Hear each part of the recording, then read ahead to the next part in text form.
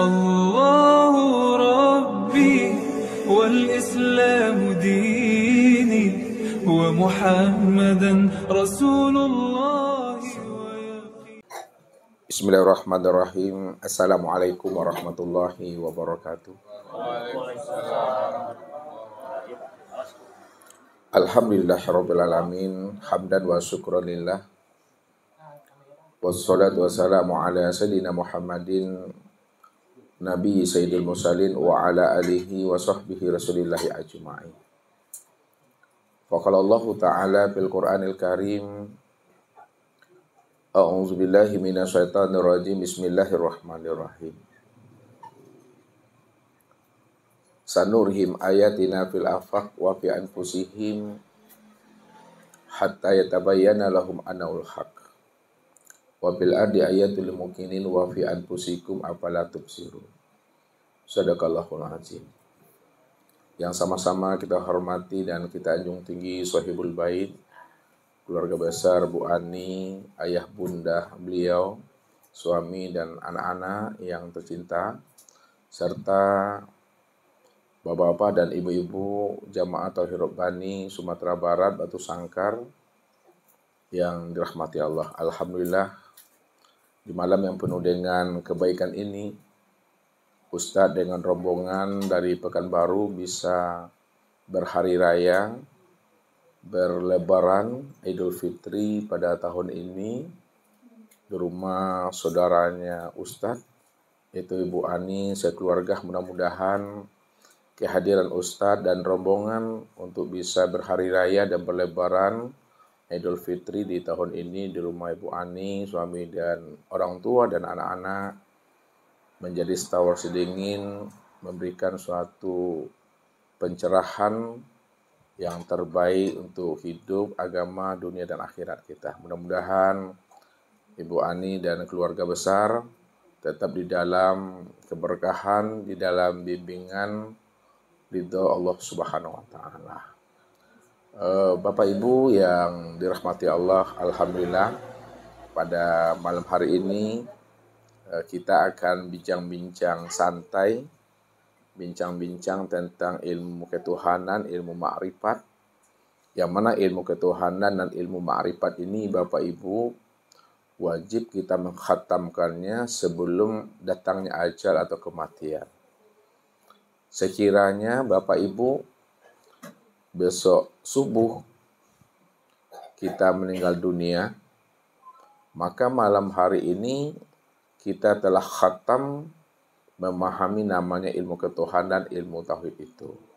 Makanya Ustaz selalu mengutarakan kepada Bapak Ibu semuanya, kepada jamaah, kalau ada di dalam hukum taklifi, ya, dalam hukum Islam itu ada hukum di atas hukum wajib, maka mempelajari ilmu tauhid dan ma'rifat ini di atas hukum wajib itu yang sebenar-benarnya.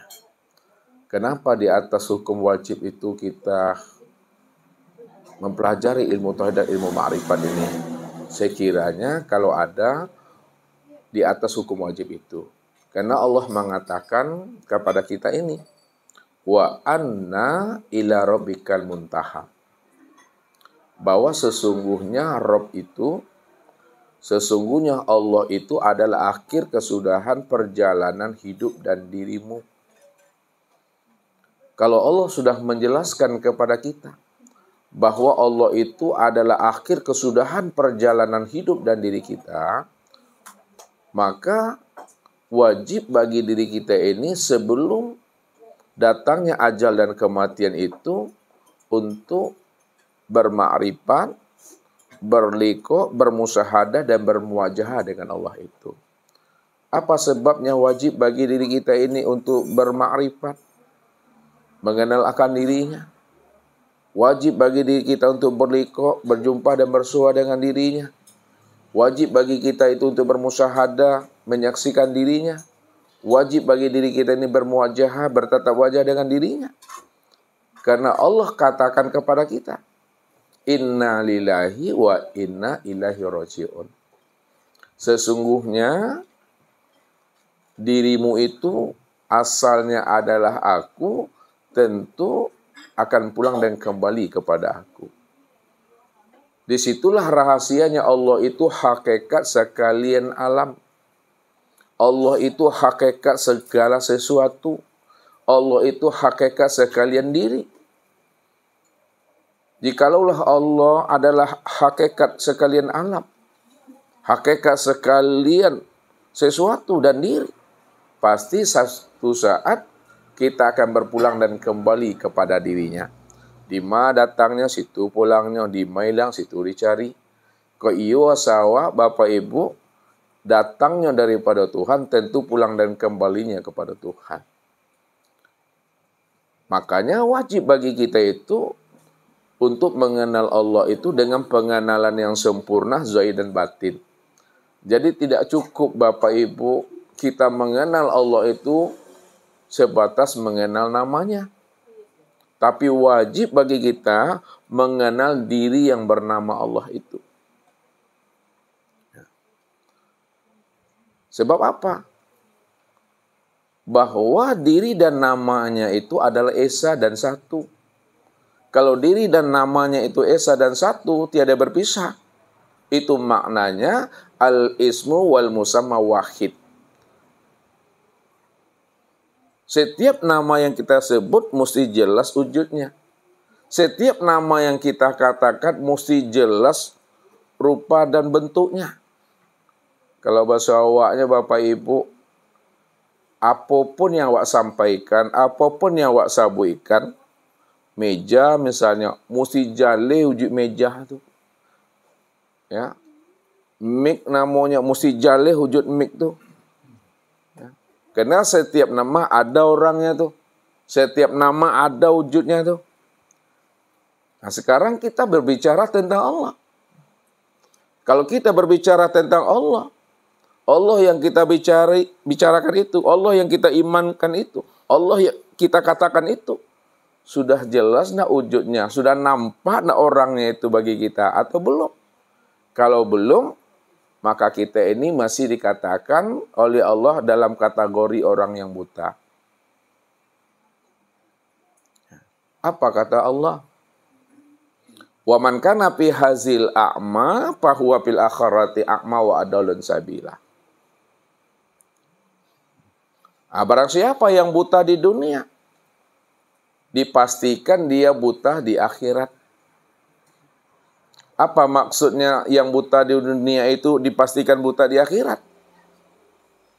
Maksud yang Allah katakan dalam surat Bani Israel ayat 72 itu bukanlah buta mata zahir yang ada di kepala ini, akan tetapi butanya mata hati yang ada di dalam dada. Ini yang dijelaskan Allah dalam surah Al-Hajj ayat 46 itu.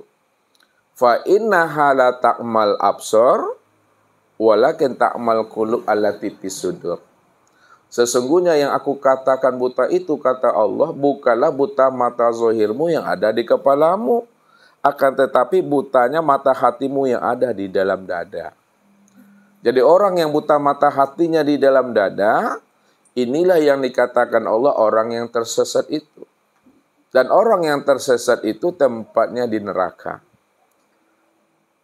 Jadi kalau Allah katakan Bapak Ibu, orang yang buta mata hatinya itu adalah orang tersesat dan tempatnya di neraka. Lalu buta mata hati itu apa pula maksudnya itu? Butanya mata hati yang ada di dalam dada ini maksudnya siapa yang tidak mengenal aku pada dirinya, dipastikan dia juga tidak akan pernah mengenal aku di luar dirinya. Siapa yang tidak mengenal aku di waktu hidupnya, maka di waktu matinya dia juga tidak akan pernah mengenal aku. Siapa yang tidak mengenal aku di dunia ini, dipastikan di akhirat dia juga tidak akan pernah mengenal aku. Rupanya yang dikatakan buta mata hati yang sebenar-benarnya itu adalah orang yang tidak mengenal Allah, itulah sebenarnya orang yang buta itu. Dan itulah yang dikatakan namanya orang yang tersesat. Nah, lalu bagaimana supaya kita dikatakan orang yang buta? Tidak dikatakan sebagai orang yang tersesat. Maka wajib kita mengenal Allah yang punya nama itu. Ini yang Allah katakan kepada kita. Apa kata Allah? Wa minan nasi may ya'budullaha ala harfin. Ada sebahagian daripada manusia, dia mengaku bertuhan kepada aku, mengaku dia mengenal aku, mengaku dia menyembah aku, mengaku dia beringat akan aku. Tapi sayang, kata Allah, yang disembahnya, yang diingatnya, yang diimaninya bukan diriku. Akan tetapi yang diimaninya, yang diingat dan disembahnya itu adalah lafaz Allah, huruf Allah dan tulisan Allah. Nah, siapa yang mengatakan Allah itu adalah berbentuk huruf, berbentuk lafaz, tulisan, alif, lam, lam, ha, maka dia telah menjadikan tulisan dan huruf Allah itu menjadi berhala dalam hati dan pikirannya. Ini yang dikatakan oleh Rasul sebenarnya. Man abdal asma dunal makna bahwa kafir. Nah, barang siapa yang menyembah nama, menyembah huruf dan tulisan, itu yang dikatakannya Tuhan, tulisan itu yang diingatnya, yang diimajinasikannya, direnungkannya, ditanamnya dalam hati dan pikirannya, maka dia telah berada pada kesesatan yang nyata. Itulah dia benar-benar kafir, kata Rasulullah. Maka supaya kita tidak dikatakan kafir, supaya kita tidak dikatakan buta, supaya kita tidak dikatakan orang yang tersesat dan tempatnya di neraka, malam ini Bapak Ibu, Ustadz berikan waktu seluas-luasnya bagi Bapak Ibu untuk bertanya tentang ketuhanan ini. Supaya nanti jalan pulang dan kembalinya kita itu benar-benar lurus, terang seterang-terangnya. Karena kita hidup ini sebenarnya mencari jalan aman saja, jalan selamat saja. Nah, kalau kita ingin menjadi orang yang aman dan selamat, apa syaratnya kata Allah? Innal muttaqina fi maqamin amin. Sesungguhnya orang-orang yang bertakwa, yang mana hati dan jiwanya telah jinak kepada aku, disebabkan dia telah mengenal aku dengan pengenalan yang sempurna, zahir dan batin. Lalu dia menjadi orang yang patuh, orang yang penurut. Sami'na wa ta'na. Apa yang aku perintahkan dikerjakannya, apa yang aku larang ditinggalkannya. Lalu dia tetap istiqomah dalam sabarnya, istiqomah di dalam keikhlasan dan ketawakalannya kepada aku. Maka dialah sebenarnya telah berada pada makom yang aman itu. Nah, kenapa kita telah berada pada makom yang aman? Karena Bapak Ibu sudah mengenal, sudah menemui pemilik dunia dan akhirat. Sudah menemui pemilik kebahagiaan dan keselamatan, itulah Allah Subhanahu wa ta'ala. Maka tidak ada jalan lain bagi kita Bapak Ibu. Kalau kita ingin selamat, diri kita, keluarga, dan anak-anak, cucu, dan mantu kita, maka wajib kita mengenal Allah itu. Maka mengenal Allah itu mesti zahir dan batin. Ya. Kalau kita sudah mengenal Allah zahir dan batin, maka disitulah kita tadi, hidup kita ini insya Allah selalu di dalam dekapan kandungan Rahman dan Rahimnya. Inilah orang yang sudah tertancap keimanan yang sudah isbat di dalam hatinya, innallaha ma'ana wa huwa ma'akum aina ma kuntum. Sesungguhnya Allah itu serta diriku, Allah itu berserta aku. Jauh yang tiada berantara, dekat yang tiada bersentuhan. Kalau kita sudah mengatakan Allah beserta kita, Allah bersama kita, jauh yang tiada berantara, dekat yang tiada bersentuhan, maka Allah pun memberi jawaban kepada kita. Apa kata Allah? Wa huwa ma'akum aina ma kuntum. Aku juga senantiasa hadir menyertai dirimu di mana saja kamu berada. Itu maksudnya, di mana ada kamu, disitulah nyatanya aku menjadi wujud rahasia dirimu, kata Allah. Salah satu bukti Allah katakan itu kepada kita. Apa kata Allah? Ma yakunu min najwa salasatin illa huwa rabi'uhum wala khamsatin illa huwa sadisuhum wala adana min zalika wala aksara illa huwa ma'ahum. Tidaklah di antara kalian yang bertiga saling berbisik-bisik, saling merahasiakan. Ingat kata Allah, yang keempatnya itu aku pada dirimu. Tidak ada di antara kalian yang berlima saling berbisik-bisik dan saling merahasiakan. Ingat kata Allah, yang keenamnya itu aku. Wala adana min zalika wala aksara illa huwa ma'ahum. Tidak ada di antara kalian berkumpul dengan jumlah yang sedikit maupun jumlah yang sangat banyak. Ketahuilah kata Allah, aku tetap hadir beserta dirimu di mana saja kamu berada. Kenapa kata Tuhan? Ala innahu bikulli syai'in muhit. Karena aku ini sudah meliputi akan segala sesuatu. Akan tetapi kesempurnaan Allah meliputi segala sesuatu. Sempurna aku meliputi pada diri setiap insan ini. Ini yang Allah katakan, inna rabbaka ahatta binnas. Sesungguhnya Rabbmu itu, Allah itu, aku ini kata Allah. Aku ini sudah meliputi diri setiap dirimu. Apa sebabnya aku sudah meliputi diri setiap dirimu? Karena dirimu itu adalah rahasia aku. Akulah sebenar-benarnya yang menjadi rahasia dirimu yang sesungguhnya. Ini yang Allah katakan. Al-insanu sirri wa sirri sifati wa sifati la ghairi. Insan itu rahasiaku. Rahasiaku itu sifatku itu. Sifatku itu tiada lain aku, kata Allah. Maka siapa yang ingin kenal aku? Siapa yang ingin berjumpa dengan aku? Siapa yang ingin bertatap wajah dengan aku? Kenali dirimu. Kalau kamu sudah mengenali dirimu, ketika itulah kamu bertatap wajah dengan aku. Ketika itulah kamu menyaksikan aku, dan ketika itu pula kamu berjumpa dan bersua dengan aku. Jadi pertemuan kita Bapak Ibu dengan Allah. Perjumpaan kita dengan Allah itu bukan seperti pertemuan Ustadz dengan Bapak Ibu. Bukan pula seperti pertemuan Bapak Ibu dengan Ustadz berjarak begini. Tapi pertemuan dan perjumpaan kita dengan Allah Bapak Ibu adalah pertemuan dan perjumpaan dalam satu wujud, satu rupa, satu nama dan satu rahasia. Makanya kalau kita ingin berjumpa dengan Allah dalam satu wujud, satu rupa, satu nama dan satu rahasia, kenalilah diri kita ini yang sebenar-benarnya.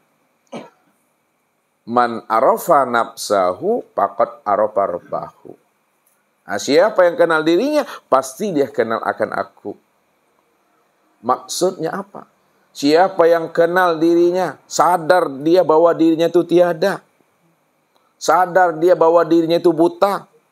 Sadar dia bahwa dirinya itu tuli, bisu, bodoh, lemah, papa, dan mati. Sadar dia sesadar-sadarnya bahwa dirinya itu tiada wujud dan tiada bersifat. Faqad arafa rabbahu. Pastilah dia mampu mengenal Tuhannya. Karena yang sebenar-benar ada itu Allah. Yang sebenar-benar melihat dan mendengar itu Allah. Yang sebenar-benar berkata, mengetahui, berkuasa, berkehendak dan hidup itu adalah Allah. Jadi kesadaran Tuhan yang mesti diaktifkan selalu di dalam diri kita ini. Jangan kesadaran diri kita yang dihidupkan. Kalau kesadaran diri kita yang kita hidupkan bukan kesadaran Allah yang kita aktifkan, maka kesadaran diri yang kita hidupkan itulah yang menjadi dinding, itu yang menjadi hijab dan tirai antara kita dengan Allah. Apa kata Allah dalam hadis qudsi? Bila engkau adalah engkau, maka engkau tak kenal aku. Bila engkau bukanlah engkau, engkau pasti kenal aku. Maksudnya, bila engkau adalah engkau, maka engkau tak kenal aku. Bila engkau merasa engkau itu yang wujud, engkau merasa diri engkau yang bersifat, melihat, mendengar, berkata, mengetahui, berkuasa, berkehendak, dan hidup, dipastikan kamu tidak akan pernah bisa mengenal aku. Sebab apa? Karena yang wujud dan bersifat itu aku, kata Allah. Kalau aku wujud, aku bersifat, lalu engkau juga merasa wujud dan bersifat, udah ada dua Tuhan itu. Tapi apabila engkau bukanlah engkau pasti kenal aku. Bila engkau sudah menyadari, engkau itu tiada wujud, tiada bersifat, pasti engkau kenal aku, karena yang wujud dan bersifat itu aku hanya semata-mata, kata Allah. Disitulah letaknya Allah menjelaskan tentang keesaan dirinya kepada kita. Ayatnya kita dah hafal tuh Bapak Ibu. Ya. Surat Al-Ikhlas itu. Qul huwallahu ahad. Katakanlah bahwa Allah itu Esa. Esa itu tunggal. Tunggal itu maknanya satu tiada berbilang. Satu tiada berbilang itu maksudnya hanya dia satu-satunya. Hanya dia satu-satunya itu maksudnya tidak ada diri yang lain selain daripada dirinya. Tidak ada diri yang lain selain daripada dirinya, itu maksudnya hanya dialah yang wujud secara mutlak. Tidak ada yang wujud secara mutlak, itu maksudnya hanya dia semata-mata. Nah, pertanyaannya kepada Bapak Ibu semua nih, ya, supaya tidak tegang malam ini. Halo. Kalau Allah cuma yang wujud, Allah cuma yang ada, Allah cuma yang tunggal Bapak Ibu. Tidak ada yang lain selain daripada dirinya. Lalu Bapak Ibu ini siapa sebenarnya? Kalau Allah cuma satu-satunya yang ada, hanya dia yang wujud semata-mata, ya. Siapa diri Bapak Ibu ini yang sebenar-benarnya? Bayang-bayang Allah. Membayang-bayang Allah. Itu dalam bahasa apa tuh? As-sailah. Tanggung jawab tuh Pak. Biar Ustadz agak rendahkan pertanyaan sedikit untuk mengambil jalannya. Pertanyaan Ustadz sama Bapak nih, Pak Fauzi ya? Ya. Pak Fauzi dari mana nih? Padang Panjang, Pak. Oh, Padang Panjang ya, alhamdulillah. Pertanyaan Ustadz, adakah yang wujud selain Allah? Tidak ada. Tidak ada. Kalau tidak ada yang wujud selain Allah, lalu Bapak ini siapa sebenarnya bagi Allah?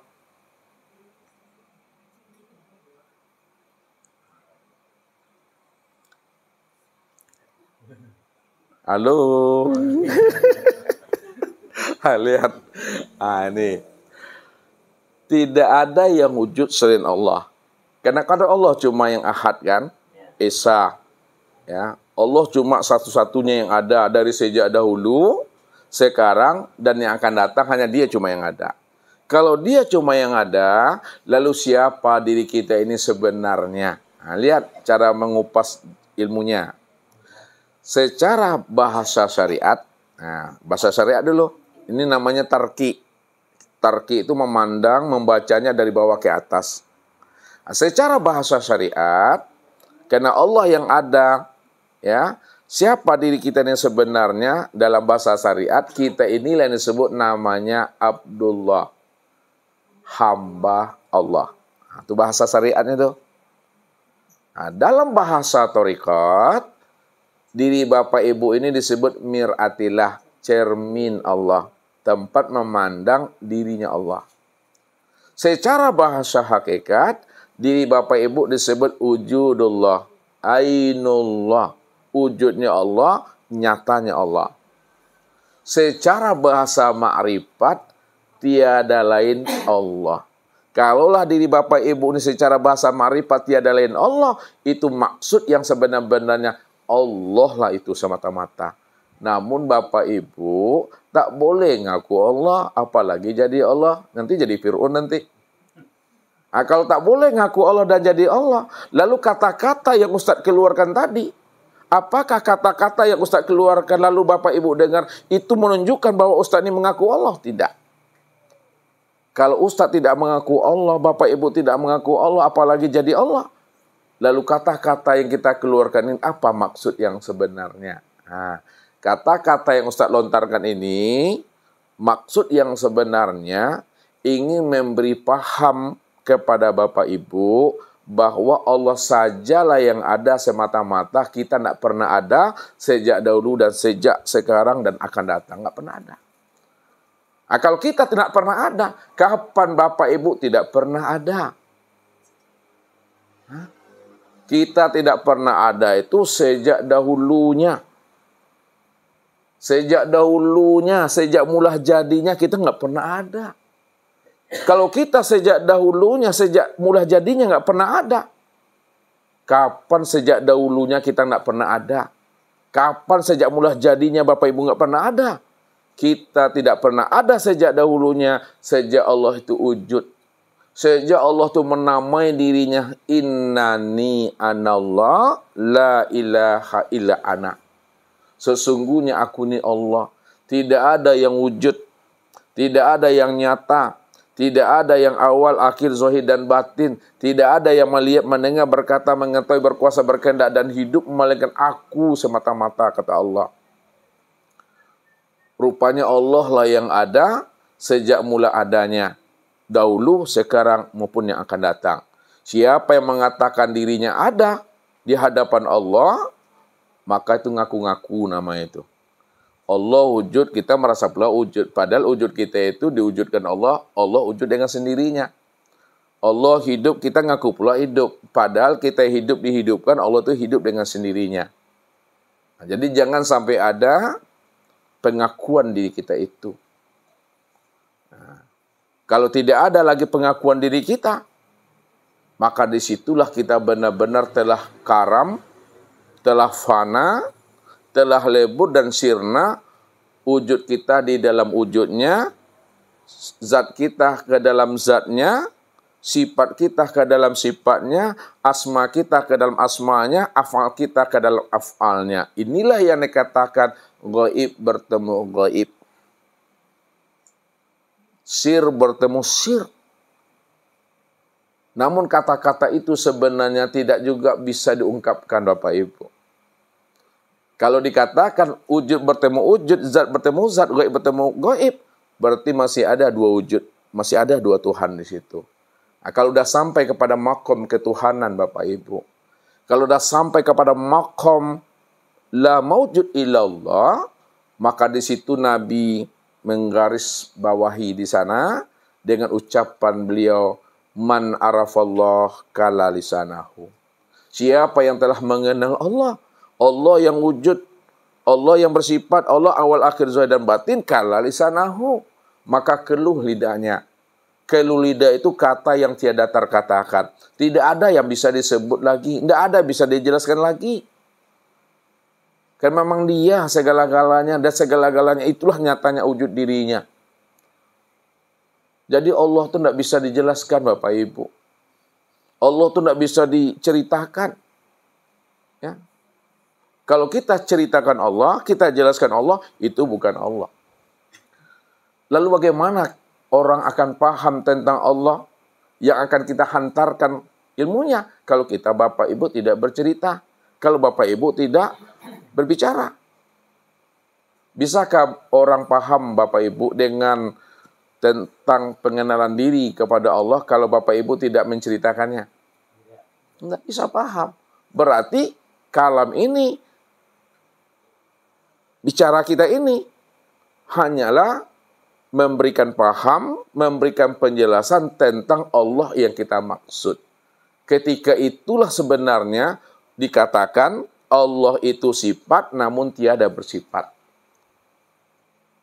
Kenapa dikatakan Allah itu sifat namun tiada bersifat? Dia dikatakan sifat karena kita menjelaskannya. Dia dikatakan sifat karena kita menerangkannya. Walaupun dia bersifat disebabkan kita menjelaskan tentang dirinya, sebenarnya diri yang kita jelaskan itu dia tiada bersifat. Nah, pertanyaan Ustadz, bagaimana supaya Allah itu tidak bersifat Bapak Ibu? Nah, diam, antuk silah, niang silah. Makanya kesempurnaan makrifat itu pada diam, bukan diam-diam. Kalau diam-diam masalah tuh mah. Tapi diam di dalam paham, paham di dalam kesadaran, sadar di dalam kepatuhan, patuh di dalam keimanan. Jadi Allah itu cukup dipahami dan diimani saja Bapak Ibu. Jadi Bapak Ibu, ya, sesungguhnya makom ma'rifat itu duduknya pada makom diam, bukan pada kata-kata. Sebab kalau dikatakan makom ma'rifat itu pada kata-kata, pada saat dia berhenti berkata, maka tak ada ma'rifatnya. Makanya dikatakan makom orang ma'rifat itu duduknya pada makom diam. Namun diam itu kata Ustadz, diam di dalam paham, paham di dalam kesadaran, sadar di dalam keheningan, hening di dalam kepatuhan, patuh di dalam keimanan. Itu duduknya makom ma'rifat itu. Jadi kalau kita dah duduk pada makom ma'rifat, maka disitulah hidup kita ini hanyalah bersifat sami'na wa ata'na. Dengar, patuhi. Nah, kalau bahasa Ustadz, dengar dan patuhi itu, ya kok lapar makan, awi minum, panek maunjua, kok kantuk bawa lalu, tapi jangan malam ku lalu, ditalkinkan sama-sama. Jadi, itulah makna yang sebenarnya. Kok sakitnya berubah nyawa, sabarnya kita, ikhlasnya kita Bapak Ibu. Jadi tak ada hal yang mesti kita salahkan. Tak ada yang mesti kita tuding-tuding dalam hidup ini. Karena semuanya itu adalah Allahnya di sana. Nah, inilah makom kepatuhan itu, makom diam itu Bapak Ibu. Namun kesimpulannya, apabila Bapak Ibu kita semua telah duduk pada makom diam di dalam paham-paham dalam kesadaran dan keimanan itu, ingat, orang ma'rifat tidak pernah mengatakan dirinya ma'rifat. Dan orang yang tidak pernah mengatakan dirinya ma'rifat juga belum tentu ma'rifat. Berarti di dalam ilmu tauhid dan ilmu ma'rifat tidak ada bahasa pengakuan itu. Kalau dia masih mengaku-ngaku ma'rifat, tanda belum ma'rifat. Tinggal lagi pembuktian saja dalam bentuk amaliyah kita. Bagaimana syariatnya, bagaimana ibadahnya, bagaimana komunikasinya dengan ayahnya, dengan anaknya, dengan suaminya, dengan istrinya, dengan cucunya, dengan menantunya, dengan sahabatnya. Itulah pembuktian. Ya. Tidak ada keluar lagi pada lisan kita ini kata-kata kucing, kata-kata ayam, itu tidak ada. Kalau kita sudah mampu memandang min nafsi wahidah, satu wujud, satu diri itu Bapak Ibu. Makanya kalau dikatakan min nafsi wahidah, dari diri yang satu, secara makna syariatnya diri yang satu itu adalah Adam. Dari Adam terzahilah namanya Hawa. Dari Adam dan Hawa zahilah kita ini anak keturunannya. Itu min nafsi wahidah dari sisi syariatnya. Dari sisi hakikat, min nafsi wahidah itu bukan Adam Bapak Ibu. Min nafsi wahidah dari sisi hakikat itu adalah Nur Muhammad. Kenapa daripada Nur Muhammad? Karena dari Nur Muhammad lah terciptanya namanya langit dan bumi. Dari Nur Muhammad lah terciptanya alam, aras, luh, kursi dan mahfuz. Dari Nur Muhammad lah terciptanya surga dan neraka. Maka Nur Muhammad itulah yang dikatakan bahan baku sekalian alamnya. Nur Muhammad itulah bahan baku segala sesuatu. Kalaulah Nur Muhammad itu bahan baku sekalian alam dan segala sesuatu, maka Nur Muhammad itulah yang dikatakan min nafsi wahidah, diri yang satu itu. Secara makna hakikat itu. Namun secara ma'rifat, min nafsi wahidah itu bukan Adam. Min nafsi wahidah itu bukan Nur Muhammad. Min nafsi wahidah itu adalah Allah Azza wa Jalla. Allah itulah asal segala sesuatu. Allah itulah asal sekalian alam. Allah itulah asal sekalian diri. Kalau Allah itu adalah asal segala sesuatu, asal segala alam, asal sekalian diri, maka dialah yang katakan diri yang tunggal itu yang sebenar-benarnya. Dialah yang katakan diri yang satu-satunya, nggak ada diri yang lain selain daripada dirinya. Kalau sudah terpandang itu, insya Allah Bapak Ibu, hidup kita akan menjadi rahmatan fil alamin dan lil alamin. Ini yang dikatakan dari Allah, bagi Allah, dan untuk Allah. Nah, di dalam bahasa ilmu makrifat yang diantarkan oleh orang-orang kasyaf, beliau membuat suatu rumusan, cara atau kefiat, supaya kita bisa memahami diri yang satu itu. Apa kata orang-orang kasyaf? Suhudul wahda fil kasroh. Pandang yang satu pada yang banyak. Itu maksudnya, pandang Allah pada yang banyak, bahwa sesungguhnya Allah itulah yang wujud pada segala yang ada ini. Allah yang wujud pada segala sesuatu itu. Nah, itu disebut namanya suhudul wahdah fil kasroh. Yang kedua, suhudul kasroh fil wahdah. Pandang yang banyak pada yang satu. Itu maksudnya bahwa sekalian alam ini itu wujud nyatanya diri Allah. Maka kenalilah wujud nyatanya diri Allah itu dalam bentuk dan rupa yang berbeda, wujud yang lain. Walaupun wujud yang berbeda, bentuk yang lain, akan tetapi itulah sebenarnya wujud nyatanya diri Allah itu. Nah, yang ketiga, suhudul wahda fil wahda, pandang yang satu tanpa yang satu. Itu maksudnya pandang Allah yang tanpa Allah. Makna pandang Allah yang tanpa Allah, Allah lah yang menyaksikan akan kebesaran wujud dirinya sendiri. Tidak ada siapa-siapa. Ini yang disebut namanya pandangan yang sudah putus. Pandangan yang sudah makrifat. Sampai-sampai Nabi mengatakan apa? Pada puncak makom ini. Man nazaro ila syai'in malam yarallaha fihi fahuwa batil.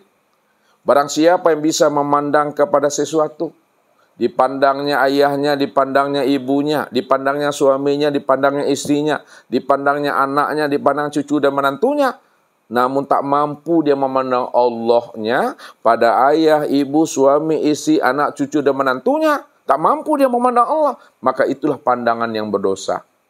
Pandangan yang tidak bernilai ibadah, pandangan yang tidak berfaedah dalam hidupnya. Oleh karena itu Bapak Ibu, pandang Allahnya apa yang dilihat oleh mata. Dan jangan memandang apa yang dilihat oleh mata. Saya ulang lagi. Pandang Allahnya apa yang dilihat oleh mata. Dan jangan kita melihat apa yang dipandang oleh mata. Itu maksud yang sebenarnya. Apa yang dipandang oleh mata, pandanglah Allah, bahwa Allah lah yang wujud pada segala yang ada. Sebab apa? Karena dia yang ada, satu-satunya. Itu maksudnya yang memandang dia, yang dipandang juga dia. Maka dialah yang memandang dirinya dengan dirinya sendiri. Dan jangan memandang apa yang dipandang oleh mata. Kalau kita memandang, kita melihat apa yang dipandang oleh mata, maka yang terpandang itu adalah sesuatu. Yang terpandang itu alam. Yang terpandang itu ayah, ibu, suami, istri, mik, meja. Tapi pandanglah Allahnya yang wujud dan nyata pada mik, meja, dan sesuatu itu. Itulah pandangan yang putus. Inilah yang dikatakan diri Bapak Ibu. Diri yang insan kamil mukamil, diri yang telah berkulima.